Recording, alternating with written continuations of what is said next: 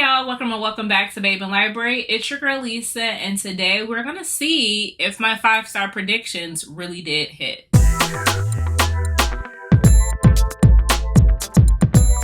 And I'm not going to waste any time. I'm going to jump right into it. If you've seen my latest video, you all know how I feel about Tia Williams, The Perfect Find.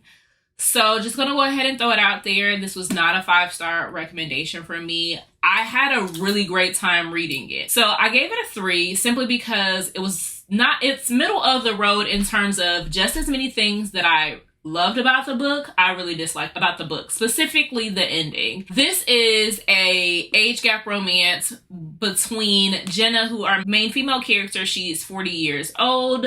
She is recently coming out of a 20-year relationship and needing to find her way back into the working world, and she asks of a favor from a frenemy. Now, this frenemy says, I'm going to give you a chance, but in this chance I'm giving you, you have to work with my son to produce a amazing fashionable edit contribution that's going to triple our subscription. But she finds that her and her working relationship with Eric tends to go well simply because there are sparks that are flying from a chemistry and an intrigue or desire basis. However, one of the things I will say, I absolutely loved Eric. Jenna really did tick me off. And I think that was where the struggle is. Usually when it comes to, I'm a character-based reader. I love a good plot. I love a good storyline. But when the character makes decisions that I don't necessarily agree with, or the character makes decisions that are selfish and I really do enjoy the other main character, it really tends to bring me out of the storyline. And so that's where I struggle with this book, because I really did want Jenna to succeed and I really wanted her to really come out on top. But some of the choices that she made and the ways in which she was acting did not sit right with me, and I do not think that Eric deserved them. So unfortunately, this wound up being a 3-star read for me. But I do have a 5-star read that I cannot stop screaming about, which is Restore Me by J.L. Seegers. Now, this is creme de la creme. J.L. Seegers hasn't missed since I started reading this. Restore Me was the first in the New Haven series between Dominic and Sloane, which really are enemies to lovers who have had to be in the orbit of one another because Sloane is married to Dominic's best friend, Eric. Now, truth be told, Dominic has been in love with Sloane since he first met her. Unbeknownst to Sloane, they had a very kismet interaction one night when she was inebriated. However, she doesn't recall a thing, and he's been holding a torch for her this entire time. And it wasn't until a tragic accident took Eric's life where they had to play nice in the sandbox. And ultimately, from there, their relationship started to blossom and grow, and feelings start to be unlocked. And I absolutely adored this. Some of the things that I loved about this that made it a 5-star read for me is, one, Janelle Seegers has an amazing talent when it comes to her penmanship and the writing.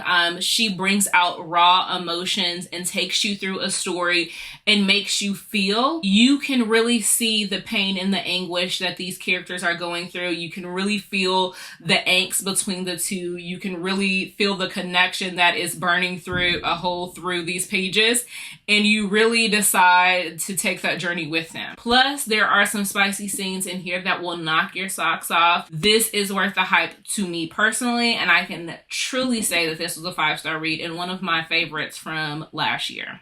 I told you there are 2 that just didn't hit the mark for me. Unfortunately, one of them is going to be Chloe Lisa's Always Only You. Now, I had too high of expectations coming into this. For whatever reason, everyone's favorite is this book. This is a situation where it is kind of friends to lovers, office place work romance, where Ren has been in love with Frankie this entire time. Frankie is the grump to Ren's sunshine, and while I did really enjoy this, there was always something that was missing. It was always that Ren was a little bit too pure for me, and that she wrote him as though everything kind of clicked and worked for him. He is a virgin hero, and you can't tell me that there wasn't going to be times where he stumbled and fumbled. and she wrote him a little bit too perfect to where you never got to see a flaw. Frankie is one of my favorite female characters in the series, so while I didn't love it, I didn't give it a 5-star. It definitely was a 3-star read for me. And now this one is one that I won't ever stop screaming about. 5-star read for me is Real by Kennedy Ryan. I absolutely love Neva and Cannon's relationship. This has caretaking scenes. This has office place work romance. This has I'll fight anyone for you, whether it be your mama, your sister, your best friend. And it has a story within a story. This is a situation where Cannon and Neva are kind of forbidden in the fact that Cannon is the director for a new biopic, and he sees Neva and decides that she is the perfect female main character to play in this biopic, which is centered around the blues era. And he decides to cast her, but his entire time he's like, I can't be attracted to her simply because of something that happened in his past. But he cannot deny the attraction that he feels for Neva and the growing love that he decides to shower her with. However, in the midst of their storyline, Neva has a medical condition that further is exacerbated by all of the amount of work that she's doing for the film, and she's trying to hold it off because she does not want her illness to become her deterrent and to be all that people see of her. So she's fighting it tooth and nail until she has a situation where that flare-up just becomes too much. And she tries to not only push away her friends, she decides to push away Cannon, and he just wants to be there for her. And when I tell you, I cried buckets and buckets of tears, because not only is this heartwarming and touching, but it is truly what you desire. It is forever and always, in sickness and in health. So 5-star romance. If you don't read anything else in this video, I'm going to promise you that you will love this one, because how could you not? Now, in terms of a book that was a 4.5, like, I really could have given this a 5, but one of the main characters really irked me to no end.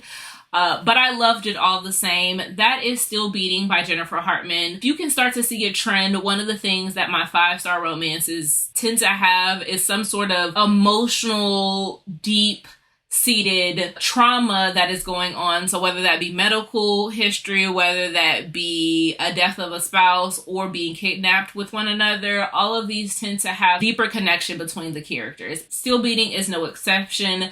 This truly took you to Jennifer Hartman had to pour her heart and soul and reach deep down inside her to create this masterpiece. And I don't think anyone could ever touch it, simply because this took you to the ends of the earth when it came to two characters and the trauma that they went through, and how you're able to see them overcome it together and struggle to survive with and without each other. So this is the story of Cora and Dean. Cora and Dean have been in each other's orbits for the last 15 years. They went to high school with one another. Cora's sister is actually engaged to Dean. They've been together for so long.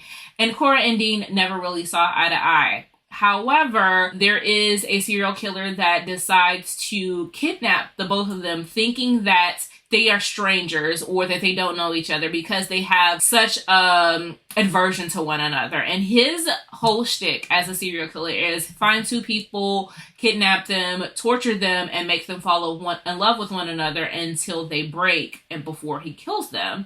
This is a situation where Dean and Cora actually survive and are able to escape. But it is their romance coming back into the real world and dealing with the fallout and seeing how they can move forward past their situation in the basement. And one of the things I can say that Jennifer Hartman not only gave you the perspective and the aftermath between the two characters, but everyone that knows and love them. So their friends, their fiance, their parents, whoever lives that were impacted by this kidnapping, we get their point of view and how this situation really took effect. Again, I did not give this a 5-star simply because Cora very much irritated me, and it's hard for me when it comes to characters and some of the decisions they make, but I promise you, I truly understand and I give Cora grace, and I could never be in her shoes, but I do truly believe that her and Dean are soulmates, and I'm so grateful to have received this book and actually had the chance to read it. So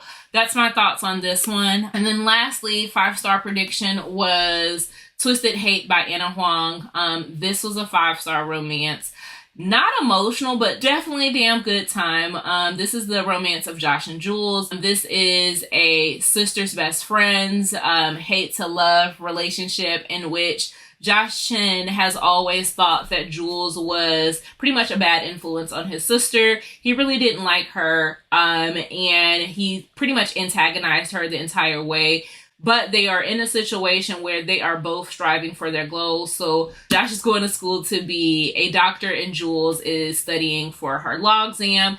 And so they don't really have the time to form relationships. So they figured, hey, let's have a mutual agreement that we are going to get our carnal desires fulfilled by one another and have no existing relationship. And that works out for the best of us, because we are in close proximity to one another. And from there, you get a lot of great banter.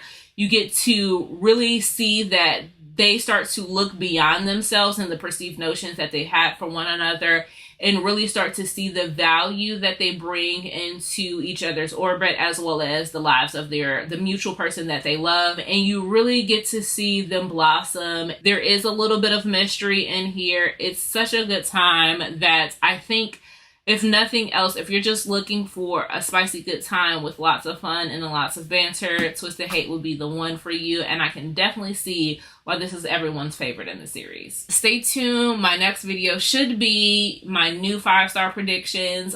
Do me a favor, leave me an orange heart for Twisted Hate, or leave me a handshake for Still Beating, and I'll talk to you all next time. Bye.